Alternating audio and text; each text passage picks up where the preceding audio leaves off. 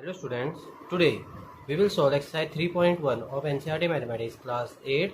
The name of the chapter is Understanding Quadrilaterals.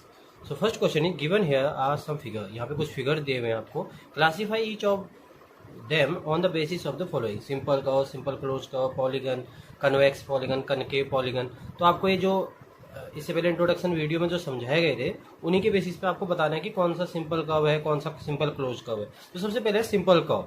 Simple curve की definition क्या थी? A curve which never cross itself. तो आपको वो फिगर ढूंढना है जो खुद को क्रॉस ना करे. तो यहाँ पे ये है सिंपल कर्व है, बिल्कुल है, क्योंकि ये खुद को क्रॉस नहीं कर रहा.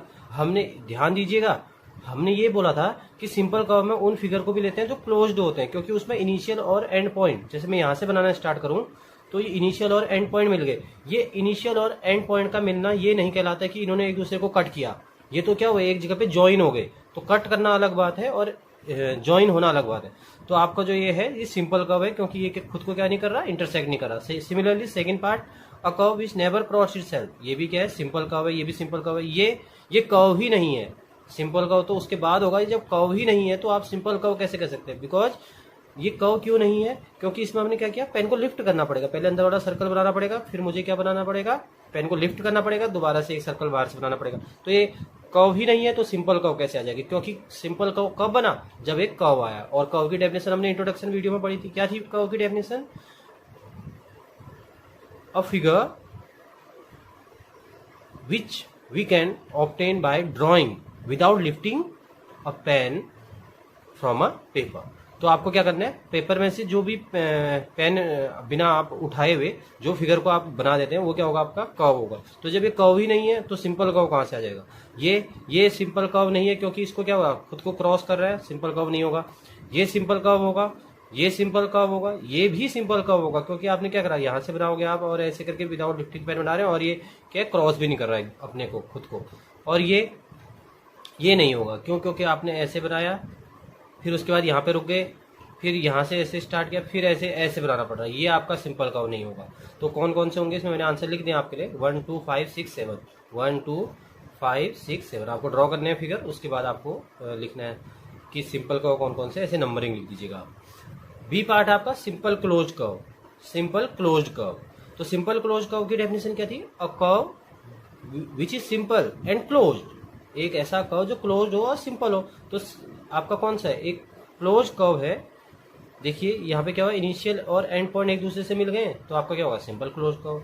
दूसरा वाला ये भी एक सिंपल क्लोज कर्व है, क्योंकि एक कर्व क्या है, एक इनिशियल और एंड पॉइंट क्या हो रहे हैं, एक दूसरे को कोइंसाइड कर रहे हैं. इसके इनिशियल और एंड पॉइंट एक दूसरे को क्या कर रहे हैं, ज्वाइन कर रहे हैं लास्ट में. इसमें पता नहीं कर सकते अब इनिशियल और एंड पॉइंट क्या है. ये भी क्या होगा, आपका सिंपल क्लोज कर्व होगा. ये नहीं होगा क्योंकि कर्व ही नहीं है. ये भी नहीं होगा. ये भी बिल्कुल आपका क्या होगा, सिंपल क्लोज कर्व होगा, क्योंकि क्या आपने ड्रॉ किया और ये एक दूसरे को क्लोज कर रहा है. इसमें इनिशियल और एंड पॉइंट मान लो अगर ये है, तो यहाँ पे क्या हो रहा है, ज्वाइन हो रहे हैं. ये भी सिंपल क्लोज कर्व है, ये भी सिंपल क्लोज कर्व है. ये नहीं होगा, क्योंकि पहले एक ऐसा बनना फिर ये ऐसे बनना, ऐसे में नहीं आएगा simple close curve. Polygon. Polygon क्या होता है, a close figure made up of only line segment. तो लाइन सेगमेंट से मिलकर यहाँ पे दो ही फिगर बने हुए हैं. तो आपका क्या बोलेंगे यहाँ पे, ये फर्स्ट एंड सेकंड फिगर के आपके पॉलीगन है. ये नहीं आएगा आपका पॉलीगन. यहाँ पे ये लाइन सेगमेंट तो है, लेकिन ये कर्व का हिस्सा भी आ गया यहाँ पे. उसके बाद है आपका कन्वेक्स पॉलीगन. कन्वेक्स पॉलीगन क्या होता है आपका, polygon in which all interior angle are less than 180 degree. तो आपका ये फिगर है, देखिए यहाँ पे जैसे 180 डिग्री से कम है, ये भी 180 डिग्री से कम है, क्योंकि 180 डिग्री तो तब बनता जब ये लाइन ऐसे ये बन जाए आपकी, तब क्या होगा आपका, ये 180 डिग्री आपका तब बनेगा यहाँ पे. तो आपका क्या होगा, ये 180 डिग्री से छोटा एंगल है, ये भी 180 डिग्री से छोटा है, ये भी छोटा है. तो आपका क्या हो जाएगा, आपका ये कन्वेक्स पॉलीगन. कौन सा नंबर का, सेकंड नंबर का. कनकेव पॉलीगन कौन सा होगा आपका, वो फर्स्ट नंबर का होगा. क्यों, कनकेव पॉलीगन देखते हैं आप, अ polygon in which at least one interior angle is greater than 180 degree. देखो मान लीजिए मैं इसको एक्सटेंड कर देता हूँ, तो ये एक लीनियर एंगल की तरह क्या बन गया आपका, लीनियर पेयर की तरह आपका क्या बन गया, 180 डिग्री. और उसके बाद ये कुछ और एंगल है आपका, तो इसका मतलब 180 प्लस दिस वन. तो आपका क्या हो गया, 180 से ऑटोमेटिकली बड़ा हो गया. तो ये आपका क्या हो जाएगा, आपका कनकेव पॉलीगन हो जाएगा. लेकिन how many diagonals does each of the following have? A convex quadrilateral, a regular hexagon, a triangle. देखते हैं यहाँ पे. सबसे पहले कन्वेक्स क्वाड्रिलेटरल लेते हैं. तो सबसे पहले डायगोनल की डेफिनेशन क्या थी, एक बार रिकॉल करते हैं. मैंने इंट्रोडक्शन वीडियो में भी आपको समझाया था. A line segment which join two non conjugative vertices of a polygon. तो एक ऐसी लाइन सेगमेंट जो नॉन कॉन्जुगेटिव वर्टिसेज को मिलाती हो, तो आपका यहाँ से इसको ज्वाइन कर देंगे, इससे इसको ज्वाइन कर देंगे। मैंने इंट्रोडक्शन वीडियो में इसको समझाया था, इसलिए मैं ज़्यादा इस पर फोकस नहीं कर रहा। आपको 2 यहाँ पे डायगोनल मिल जाएगी।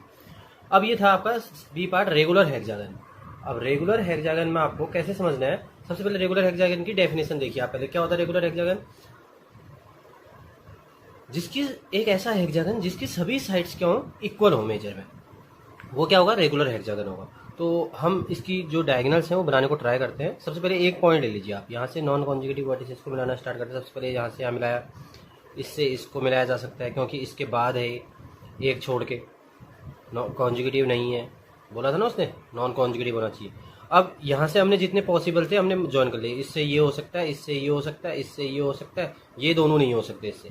अब यहाँ से ज्वाइन करते हैं, इससे ये नहीं हो सकता, इससे ये ज्वाइन तो कर सकते हैं लेकिन हमने पहले ही कर लिया क्योंकि यहाँ से यहाँ चला गया। तो यहाँ से ये हो सकता था, इससे ये हो सकता है, तो हम इससे इसको ज्वाइन कर देंगे ये। फिर उसके बाद यहाँ से इस डायरेक्शन में ज्वाइन हो सकता है, इसे क्या कर देंगे हम, ज्वाइन कर देंगे। फिर उसके बाद यहाँ से यहाँ नहीं हो सकता, अब यहाँ करेंगे। यहाँ से हम इसको नहीं कर सकते ज्वाइन यहाँ से, लेकिन इसे ज्वाइन किया जा सकता है। यहाँ से इसको ज्वाइन किया जा सकता है लेकिन हमने पहले से कर रखा है। यहाँ से इसे ज्वाइन किया जा सकता है, ये ज्वाइन कर दिया हमने। अब यहाँ से देखते हैं, यहाँ से भी लास्ट एक कोना आता है। अगर आप एक क्लॉकवाइज ड्रॉ करना शुरू करेंगे तभी आप इसको कर पाएंगे, वरना अगर आपने कहीं से भी पहले ड्रॉ करना स्टार्ट कर दिया फिर आप कन्फ्यूज हो जाओगे कि आपने कहाँ से ड्रॉ किया, कहाँ से नहीं किया। यहाँ से हमने कंप्लीट कर दिया। अब यहाँ से देखते हैं, सबसे पहले इस कॉर्नर को पकड़िए। इस कॉर्नर से आप क्या कर सकते हैं, नहीं कर सकते क्योंकि जस्ट एडजेसेंट है। यहाँ से यहाँ कर सकते हैं लेकिन हमने पहले कर दिया। यहाँ से यहाँ किया जा सकता है, देखिए मैं क्लॉकवाइज या एंटी क्लॉकवाइज ले रहा हूँ इसको, तभी मैं कर पा रहा हूँ। ये मैंने कर लिया। उसके बाद मैं यहाँ से यहाँ करना चाहता हूँ लेकिन मैंने यहाँ कर लिया। उसके बाद मैं यहाँ से यहाँ नहीं कर सकता। अब यहाँ से यहाँ नहीं जा सकता, यहाँ से इसके पास जा सकता हूँ लेकिन क्या कर रखा है मैंने, ड्रॉ कर दिया पहले। यहाँ से यहाँ ड्रॉ हो सकता है तो ये कर दिया पहले ही। यहाँ से यहाँ हो सकता है, ये देखिए एक छूट गया था क्योंकि हमने इसका अभी टर्न ही नहीं आया था। तो आप जब तक इसको क्लॉकवाइज डायरेक्शन में बनाना स्टार्ट नहीं करेंगे तब तक आप इसको समझ नहीं पाएंगे। और सबसे इम्पोर्टेंट जो आपको यहाँ पे बात एक नोट करनी है, कोई भी फिगर इस चैप्टर में आपको बिना पेंसिल और स्केल की हेल्प से नहीं बनाना। इस मीन्स आपको इसमें पेन यूज नहीं करनी। कोई भी फिगर आप बनाएंगे तो आपको क्या करना है, हर क्वेश्चन में जो भी फिगर वाला क्वेश्चन हो आपको किसकी हेल्प से बनाना है, पेंसिल और स्केल की हेल्प से बनाना है। तो इसमें डायगोनल्स कितनी है काउंट कर लेते हैं। सबसे पहले इस ट्रायंगल को ले लीजिए आप, जो अंदर दिख रहा है ट्रायंगल फॉर्म हो गया आपका 1 2 3। 3 डायगोनल तो यहाँ पे मिल गई और 3 ऐसे में मिल जाएगी, 3 और 3 6, फिर 7 और 8 और फिर एक ऐसे क्रॉस में, तो कितनी आ गई 9। अब देखिए थर्ड पार्ट है ट्रायंगल। बेटा हमने इंट्रोडक्शन वीडियो में आपको समझा दिया था ट्रायंगल में डायगोनल पॉसिबल नहीं क्योंकि इसमें नॉन कॉन्जुगेटिव वर्टिसेज आती नहीं है। यहाँ से मैं नॉन कॉन्जुगेटिव में कैसे जाऊँ, क्योंकि मैं इससे इसको ड्रॉ करूंगा कॉन्जुगेटिव है, यहाँ से इसको ड्रॉ करूंगा कॉन्जुगेटिव है। सिमिलरली आप और वर्टिसेज के लिए भी दे सकते हैं। तो नो डायगोनल, कोई भी डायगोनल नहीं है यहाँ पे, कोई भी डायगोनल नहीं है। Now question number 3, what is the sum of the measures of the angles of convex quadrilateral? Will this property hold if the quadrilateral is not convex? Make a non-convex quadrilateral and try. हम दोनों के लिए try करके इसको बताते हैं और examples की वजह से हेल्प से समझते हैं कि जो कन्वेक्स क्वाड्रिलेटरल होता है उसके सभी एंगल्स का सम क्या होता है, और जो नॉन कन्वेक्स है इसका मतलब कनकेव पॉलीगन की बात कर रहे हैं, क्योंकि जो पॉलीगन कन्वेक्स नहीं होगा तो कनकेव होगा। तो जो नॉन कॉन्वेक्स क्वाड्रिलेटरल है उसके एक फिगर भी बनाइए बोला, उसके अकॉर्डिंग आप बताइए कि इसमें कितने डिग्री का एंगल बनेगा, सभी एंगल्स का सम क्या होगा। तो आपको तो मैंने समझा रखा था, एक फॉर्मूला बताया था आपको। क्या बताया था, जो कन्वेक्स होते हैं उनके लिए क्या बताया था, n-2 × 180। अब कनकेव का भी समझते हैं, इसमें ये फॉर्मूला अप्लाई होता है या नहीं होता है। तो ये है आपके फिगर। ये कन्वेक्स क्वाड्रिलेटरल ले लेते हैं, इसमें each interior angle is less than 180 degree है। तो कन्वेक्स क्वाड्रिलेटरल में कैसे चेक करें कि इसका सभी एंगल्स का सम जो है वो 360 होता नहीं होता। देखिए आपको एक सिंपल सा वे समझाता हूँ। आपको क्या करना है, यहाँ पे एक लाइन ड्रॉ कर देनी है, एक डायगोनल हमने ड्रॉ कर दिया। डायगोनल ड्रॉ करने की वजह से क्या हो गया, ये दो किस में डिवाइड हो गया, दो ट्रायंगल्स में डिवाइड हो गया है ना, दो ट्रायंगल्स में डिवाइड हो गया। क्या हो गया, ABD ट्रायंगल और DBC ट्रायंगल, दो ट्रायंगल में डिवाइड हो गया। और हम जानते हैं कि ट्रायंगल के 3 एंगल्स का सम कितना होता है, 180 डिग्री होता है, ये 3 एंगल्स का सम। और ऐसे ही कोई भी ट्रायंगल हो उसके 3 एंगल्स का सम कितना होता है, 180 डिग्री। तो इनके 3 एंगल्स का सम भी कितना हो गया, 180 डिग्री। तो टोटल कितना हो गया, टोटल 180 + 180 कितना हो गया 360 डिग्री। तो इसका मतलब कन्वेक्स में तो हमने प्रूव भी कर दिया कि क्या होता है, कितना डिग्री होता है 360 डिग्री होता है सभी एंगल्स का। और वैसे भी मैंने आपको इंट्रोडक्शन वीडियो में समझाया था कि जो आपका क्वाड्रिलेटरल्स होते हैं उसके सभी एंगल्स का सम कितना होता है 360 डिग्री होता है। आप यहाँ पे 4 रखेंगे, यहाँ पे value 180, 4 minus 2 180 multiply by 2 360 degree. तो अब देखते हैं कनकेव के लिए पॉलीगन होता है, कनकेव पॉलीगन के लिए फॉलो होता है या नहीं होता है।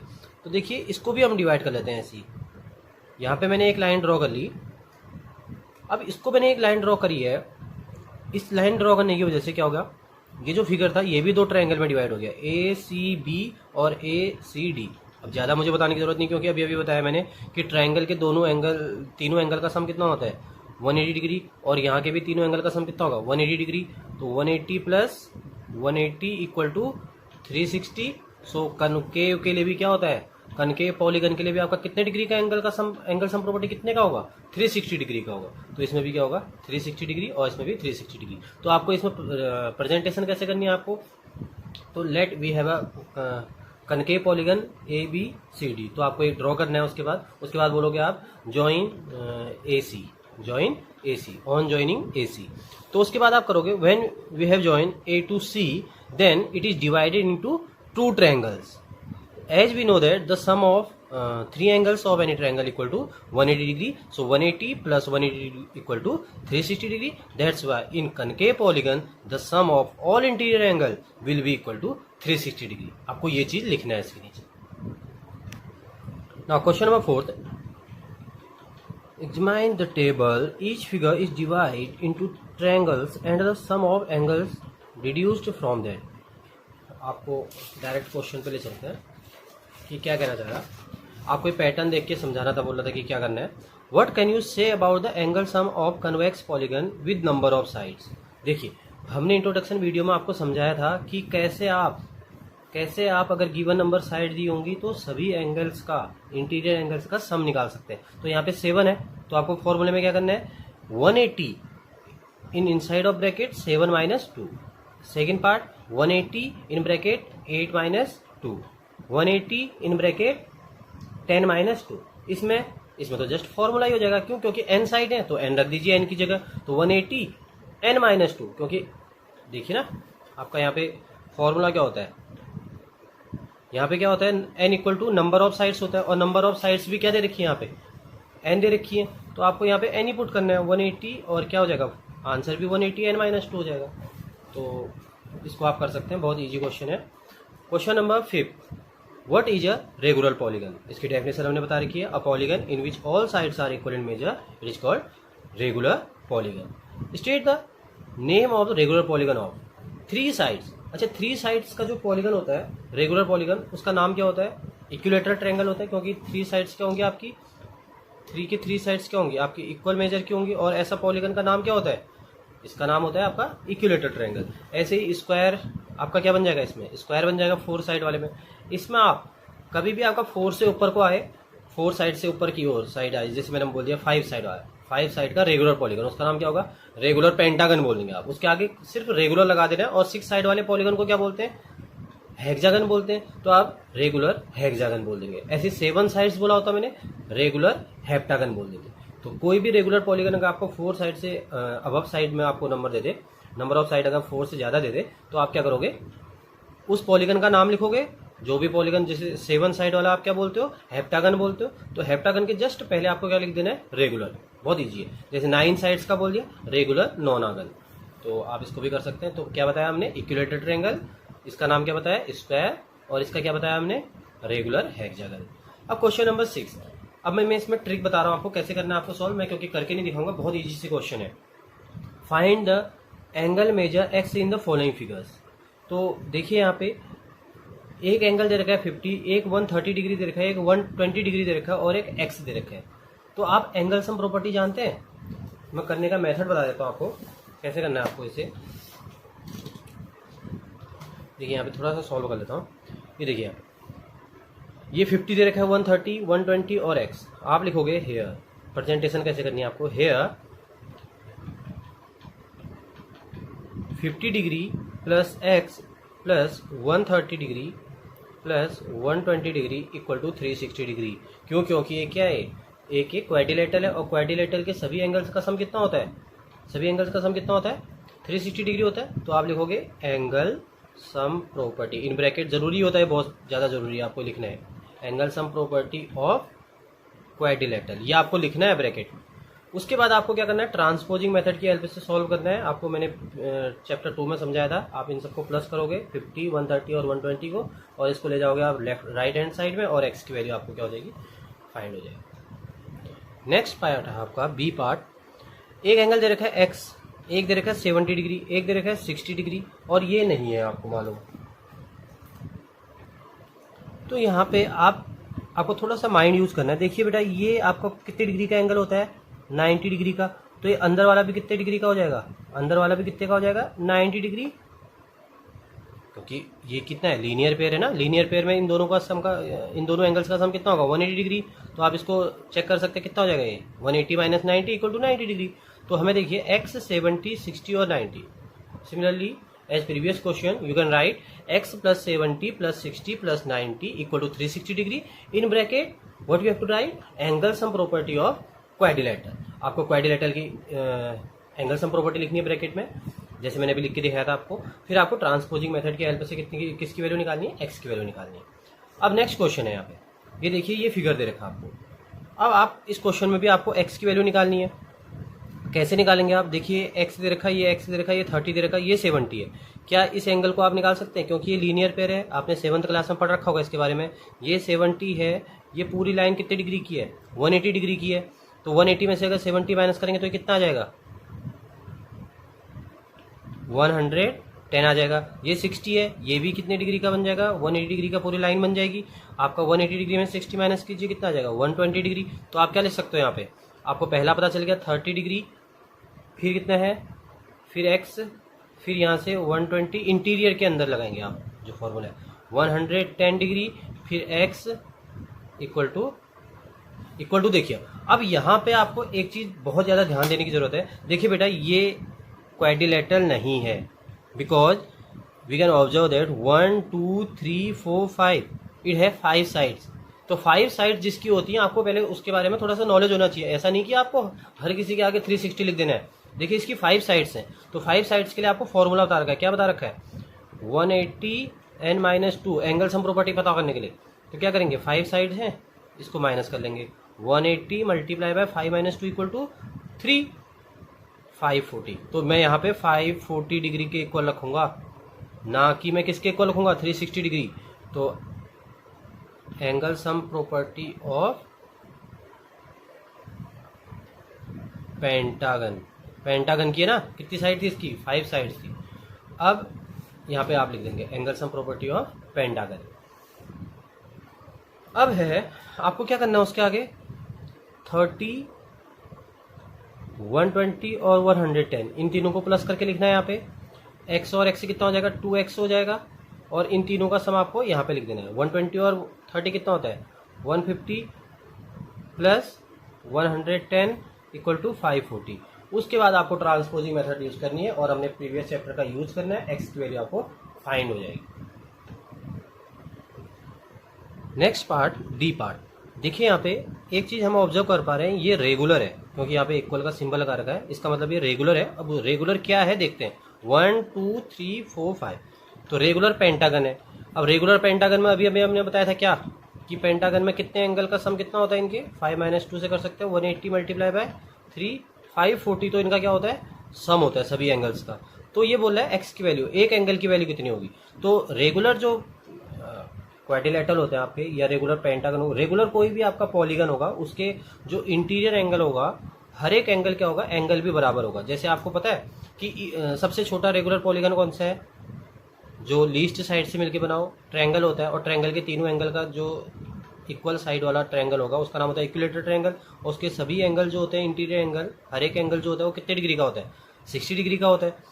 ऐसे ही हम स्क्वायर की बात करें, इसकी भी सभी साइड इक्वल होती हैं।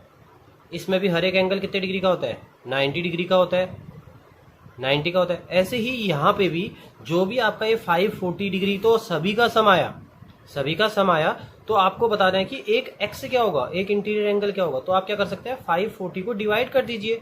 540 को डिवाइड किससे कर दीजिए, कितनी साइड है इसकी, 5 साइड है तो 5 कॉर्नर भी होंगे, 1 2 3 4 5, तो 5 से डिवाइड कर दिया हमने, 5 1 जा 5, 5 0 108 डिग्री।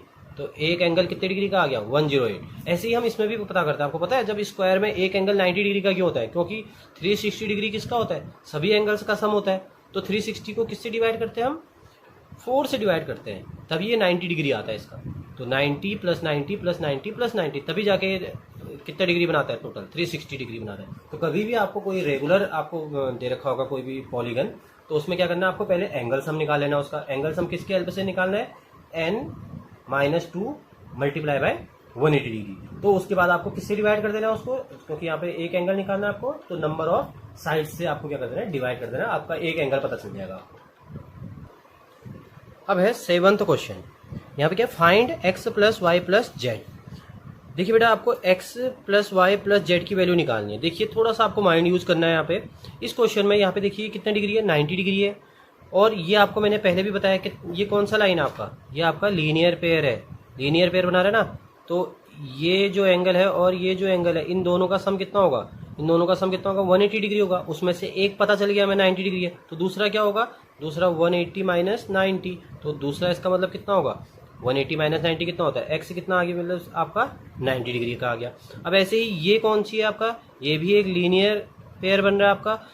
ये दोनों एंगल मिलके कितना डिग्री बनाएंगे, 180 डिग्री बनाएंगे। 30 हमें पता चल गया, ये कितना होगा आपका 150 डिग्री होगा, तो जेड भी पता चल गया। अब ये कैसे पता करेंगे, देखिए आपको जब ये 90 पता चल गया, ये 30 पता चल गया, तो आप ये निकाल सकते हैं, इसका नाम आप ये लिख सकते हैं क्या, इसका नाम मान लो हमने पी लिख दिया, हमने एक बार के लिए पी लिख दिया। तो अगर हम एंगल सम प्रॉपर्टी लगाएं ट्रायंगल की, तो 90 plus 30 plus P equal to कितना होगा, 180 डिग्री, क्योंकि एंगल ट्रायंगल के सभी एंगल का सम कितना होता है, इंटीरियर एंगल का 180 डिग्री होता है। तो 90 प्लस 30 कितना होता है, 120 डिग्री इक्वल टू 180 डिग्री। तो P equal to 180 minus 120, so P equal to कितना आ जाएगा, 60 डिग्री। अब हमें P पता चल गया 60 डिग्री है, तो ये भी पता चल गया। अब क्या आप Y निकाल सकते हैं, बिल्कुल निकाल सकते हैं। जब 90 और 30 की हेल्प से हमने एक्सटीरियर निकाल दिए इनके एंगल, तो ये भी निकाला जा सकता है। क्यों, क्योंकि 60 और Y कितना डिग्री का एंगल बनाएंगे, दोनों को अगर मिला दे तो कितने डिग्री का एंगल बनाएंगे, लीनियर पेयर बनाएंगे और 180 डिग्री का एंगल बनाएंगे।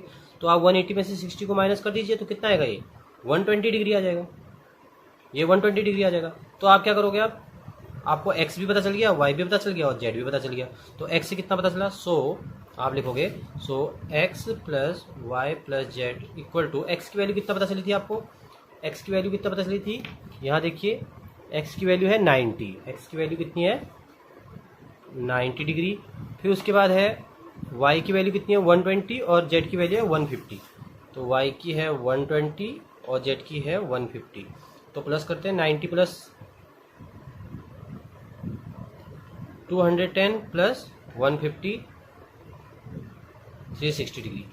देखिए बेटा आप जब हम 3.2 एक्सरसाइज करेंगे वहाँ पे हम एक प्रॉपर्टी और समझाएंगे आपको कि एक्चुअली एंगल का सम 360 डिग्री होता है, लेकिन हम अभी जस्ट इसको सॉल्व करके देखते हैं। तभी मैंने आपको ये एक्सप्लेन नहीं किया और मैं इसको 3.2 में आपको बताऊंगा। 360 ही आएगा आपका हमेशा, कभी भी आप बाहर जब भी सम करोगे, लेकिन आपको डायरेक्ट 360 नहीं लिखना है, आपको ये प्रोसीजर फॉलो करना है। कैसे, पहले बाहर के एंगल निकालने हैं, इसकी हेल्प से, लीनियर पेयर की हेल्प से, लीनियर पेयर की हेल्प से इसको निकालोगे। इसको आप किससे निकालोगे, एंगल सम प्रॉपर्टी से पहले अंदर वाला निकाल लीजिए, फिर उसके बाद क्या लो, 60 प्लस वाई करके 180 डिग्री के इक्वल लिख लो। उसके बाद आप क्या करोगे, इसको ये वाला पी वाला एंगल निकल जाएगा आपका 60, फिर 60 और वाई को प्लस करोगे आप और इसको किसके इक्वल लिखोगे 180 के, क्योंकि लीनियर पेयर बना रहे हो। 180 में से 60 माइनस करोगे कितना निकलेगा 120, तो 120 प्लस 90 प्लस 150 इसके इक्वल हो जाएगा 360 डिग्री के इक्वल हो जाएगा। अच्छा ठीक है, अब लास्ट पार्ट जो आपका ये देखते हैं। इसमें भी हमें देखिए x plus y plus z plus डब्ल्यू निकालना है। तो देखते हैं, जो हमारा डायरेक्ट निकल जा रहा है पहले उसको निकाल लेते हैं। देखिए आप क्या 80 डिग्री निकाल रखा है, तो आप क्या y निकाल सकते हैं, बिल्कुल निकाल सकते हैं। आपको रिप्रेजेंटेशन कैसे करना है, अच्छा देखिए यहाँ पे लिखोगे here 80 plus y equal to 180 degree, तो आपको लिखना है लीनियर पेयर, लीनियर पेयर, ऐसे ब्रैकेट में लिखना भी आपको लीनियर पेयर। उसके बाद y इक्वल टू कितना निकल आएगा 180 डिग्री माइनस 80 कितना आ जाएगा 100 डिग्री। तो y तो निकल गया, मैं बस इसको ध्यान में रखना आपको, y हमने निकाल दिया, मैं यहाँ पे लिख दे रहा हूँ आपके लिए। 100 डिग्री निकाल दिया। ऐसे ही मैं अब इसको सॉल्व नहीं कर रहा, आपको यहाँ पे लिख के दिखाना है इसे। कैसे? 60 plus z, 60 plus z equal to 180 degree, linear pair in bracket. So 180 minus 60 equal to 120, ये भी निकाल दिया हमने। ये 120 इंटीरियर है, आपको एक्सटीरियर निकालना है, ये लीनियर पेयर है। तो 180 माइनस 120 60 डिग्री, तो हमने 120 100 और ये तो निकाल दिया। अब ये W कैसे निकालना है, क्योंकि यहाँ पे लीनियर पेयर तो बन नहीं रहा। तो हम ये कर सकते हैं कि यहाँ पे ये देखिए 60 प्लस 80 प्लस 120 प्लस इसको क्या मान लेते हैं, इसको P मान लेते हैं, क्योंकि ये क्या है, एक आपको कितनी साइड देखिए 1 2 3 4 और 4 साइड वाले जो पॉलीगन होता है उसको क्या बोलते हैं हम, क्वाड्रिलेटरल बोलते हैं। तो क्वाड्रिलेटरल की एंगल सम प्रॉपर्टी का अगर हम फॉलो करें तो हम ये P निकाल सकते हैं। कैसे? P प्लस 60, ये P plus interior 60 plus 80 plus 120 equal to 360। इसको लिखेंगे आप angle sum property of quadrilateral. Quadrilateral की एंगल सम प्रॉपर्टी ना, सभी एंगल्स का सम कितना होता है, 360 डिग्री होता है। तो अब आपका P निकल सकता है। कैसे? इन दोनों को आप प्लस कर लीजिए, 120 और या इनको कर लीजिए पहले, 120 प्लस 80 कितना होता है 200 और 60 कितना हो जाएगा 260 इक्वल टू 360 डिग्री। तो P इक्वल टू कितना आ जाएगा 360 degree minus 260 degree. So P equal to 100 degree. So P हमें पता चल गया 100 डिग्री। अगर P अगर 100 डिग्री है तो W कितना होगा, तो क्या करेंगे आप, फिर से लीनियर पेयर की प्रॉपर्टी यूज करेंगे। क्या करोगे आप, आपको यहाँ पे लिखना है now W plus 100 equal to 180 degree in bracket linear pair. So W equal to 180 minus 100, so W equal to 80 degree. तो हमें सब सारे एंगल जो थे उनका मेजरमेंट हमें पता चल गया। अब हम क्या कर सकते हैं, x, so x plus y plus z plus W।